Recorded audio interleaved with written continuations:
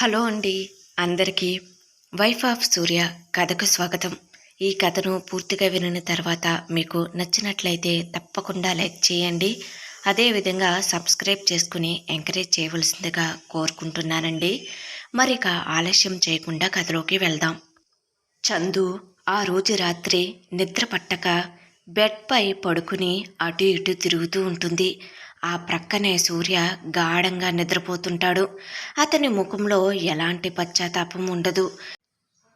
చందు మనసు నిండా భయం, ఆవేదన నిండి ఉంటాయి. గడిచిన కొన్ని రోజులుగా అతను ప్రవర్తించిన తీరు ఆమెను కృంగతీస్తుంది. ఇక ఇక్కడ ఒక్క క్షణం కూడా ఉండకూడదని ఆమె గట్టిగా నిర్ణయించుకుంటుంది. చందు మెల్లగా లేచి కూర్చుంటుంది. గోడ గడియారాన్ని పరిశీలనగా చూస్తుంది. ఆ చిన్నపాటి వెలుతురులోనే అస్పష్టంగా దాదాపుగా అప్పుడు సమయం 2 గంటలు అవుతున్నట్లుగా కనిపిస్తుంది. అందరూ నిద్రపోతున్నారు. ఇదే సరైన సమయమని భావిస్తుందామె. ప్రక్కనే ఉన్న తన మొబైల్ను ఆన్ చేయగానే వాల్పేపర్గా ఉన్న చిన్ను బంటూల ఫోటో కనిపిస్తుంది.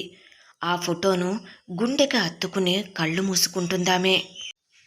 పిల్లలిద్దరికీ దూరంగా ఉండటం ఎంత బాధగా ఉన్నా వారి భవిష్యత్తు కోసమైనా ఈ కఠినమైన నిర్ణయం తీసుకోవాల్సిందే అనుకుంటుంది. నిశ్శబ్దంగా మంచం దిగుతుంది. తన యొక్క కొన్ని ముఖ్యమైన వస్తువులను ఒక చిన్న బ్యాగులో సర్దుకుంటుంది. నెమ్మదిగా ప్రతి అడుగు వేసేటప్పుడు ఆమె గుండె దడదడలాడుతుంది. ఎవరైనా చూస్తే ఏం జరుగుతుందో అనే భయం ఆమెను వెంటాడుతుంది. మెల్లగా తలుపు గడియ తీసి తలుపు తెరుచుకుని బయటకు వస్తుంది. చల్లటి గాలి ఆమెను తాకుతుంది. ఆ క్షణం ఆమె మనసులో ఒక తెలియని ధైర్యం వస్తుంది. ఎంత నెమ్మదిగా తలుపు తెరిచిందో అంతే నెమ్మదిగా తలుపును మూస్తుంది. ఇంటి ముందు నిలబడి చందు వాళ్ళ నాన్నకి కాల్ చేస్తుంది. అర్ధరాత్రి ఫోన్ మోగటంతో ఆయన కంగారుగా లిఫ్ట్ చేస్తాడు.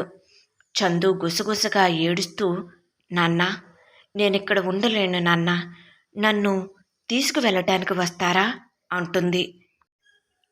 నిద్రమత్తులో చందు తండ్రి ఆందోళనగా, చందు, ఏమైంది? ఎందుకలా మాట్లాడుతున్నావు తల్లి? అంతా బాగానే ఉందా అంటాడు. నేను అంతా తర్వాత చెప్తాను నాన్న, మీరు తొందరగా రండి అంటుంది. సరే అమ్మా, నువ్వు కంగారు పడకు, నేను ఇప్పుడే వస్తున్నాను అని అంటాడు చందు తండ్రి. ఆ చీకటిలో తన తండ్రి రాక కోసం ఎదురు చూస్తూ ఉంటుంది. నేను అమ్మా నాన్నలను ఇబ్బంది పెట్టకూడదు అనుకుంటున్నాను, కానీ తప్పటం లేదు అని మనసులో బాధపడుతూ ఉంటుంది. తన తల్లిదండ్రులను బాధ పెడుతున్నాననే బాధ ఒకవైపు, ఈ నరకం నుండి బయటపడుతున్నాననే ఆశ మరొక వైపు ఆమె మనసులో ఉంటాయి. ఆమె గుండె దడదడలాడుతుంది. ఎవరైనా చూస్తే ఏం జరుగుతుందో అనే భయం ఆమెను ఇంకా వెంటాడుతూనే ఉంటుంది.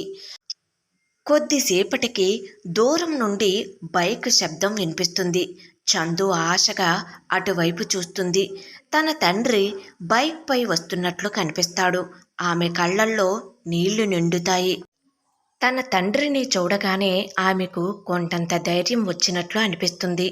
చందు తండ్రి బైక్ ఆపగానే చందు పరుగుని వెళ్ళి వెనుకన కూర్చుంటుంది. ఆమె చేతిలో ఉన్న చిన్న బ్యాగును ఆమె తండ్రి తీసుకుని బైక్ ముందు పెట్టుకుంటాడు. చందు తండ్రి మెల్లగా, అమ్మా చందు, అంతా బాగానే ఉంది కదా, భయపడకుండా ఉండమ్మా అంటాడు.